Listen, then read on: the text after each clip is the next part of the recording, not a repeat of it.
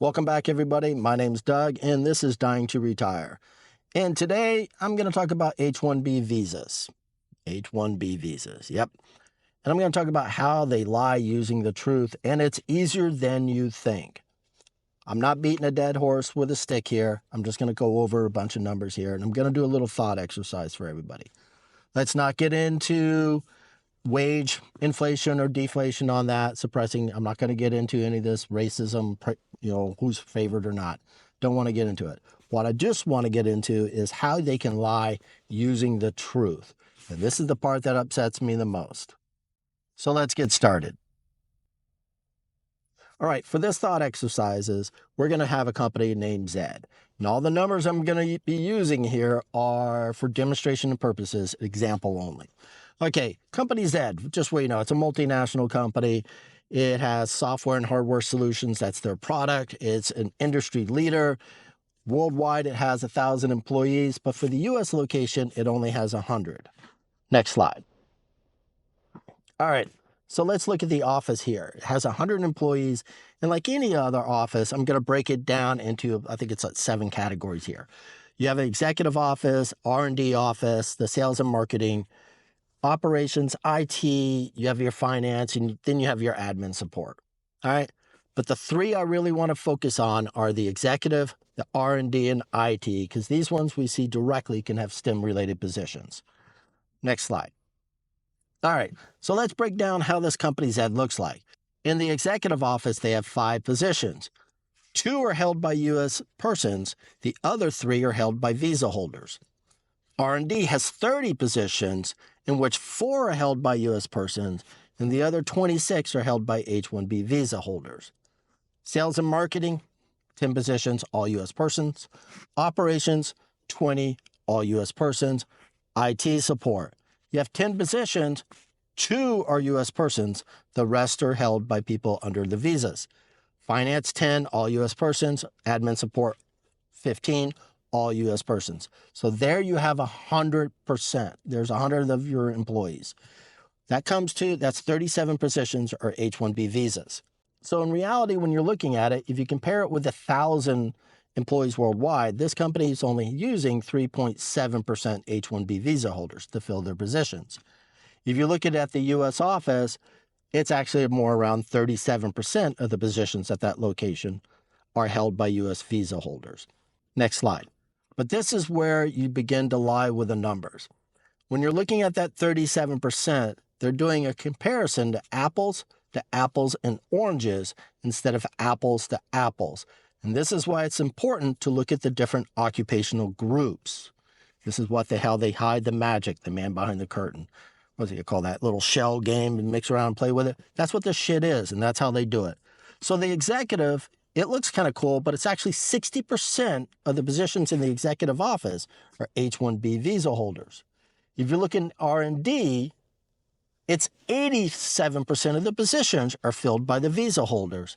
And if you go to IT support, it's 80% of the positions are filled by H1B visa holders. So it's not 37% because they're comparing, and I'm not trying to demean anyone, the office secretary or the file clerk with the STEM positions, and you can't, and you shouldn't. Remember the wage gap between men and women, but they didn't actually do the comparison? That's the fun with numbers that they're actually doing here. Next slide. Let's say the company grew to 105 employees, and all of the new 5 employees dropped into the R&D department. However, they never changed the number of H1B visa positions they had, so it's still 37. So overall, the company went from that location from having 37% was H1B down to 35. But what they did is a game, and I'm going to show you this next couple slides what the game is. Now, the new positions in R&D also were for U.S. persons, but are they? Next slide. All right, here's what they ended up doing. The H1B visa is a dual intent visa. What this basically means is when you get your H1B visa and coming in, you can also be asking for your LPR. So what happens is a lot of time, and the LPR takes a couple of years. longer than the H-1B visa if you're selected. So once you get in, they apply for the LPR. These companies have immigration lawyers and everyone working with their visa holders to work through this process because they have experts, because it's beneficial to the company. What they're going to do is you got the sponsor for your LPR. You need a sponsor. Well, that's shit. That's going to be your holder for the H-1B. Goes through a perm process, then you do the form, what's it, I-140, and then when you're approved, you adjust your status. So you're switching from an H-1B to an LPR. So now you are a U.S. person, or that worker is a U.S. person. And what all they're doing is those 5 positions that were moved over, now the company can go back to the bench, the H-1B bench, to replace the 5. They just backfill them. So they remain at the 37 count. But those new people in those positions are not U.S. citizens, U.S. workers. They're U.S. persons because they're on LPR status. How they can do this? Well, in 2000, I think you Orrin Hatch and I forget the other guy, it's the American Competitiveness Act, AC 21. Remember what they ever say about the titles of bills and titles of acts? They actually do the reverse of what they're intended to do. And when you look at this name of the act, AC 21, you kind of realize it's kind of true. So what they do is they move these people over. So at the end of the day, when I said you have, I'm going to look at the R&D, it looks on paper, it dropped to 74%, but in reality, it went up to 89% of foreign workers in those positions. But let's really look at it. Let's say the company grew to 121, a substantial increase in a couple of years. But they still can keep the 37 H-1B visa positions.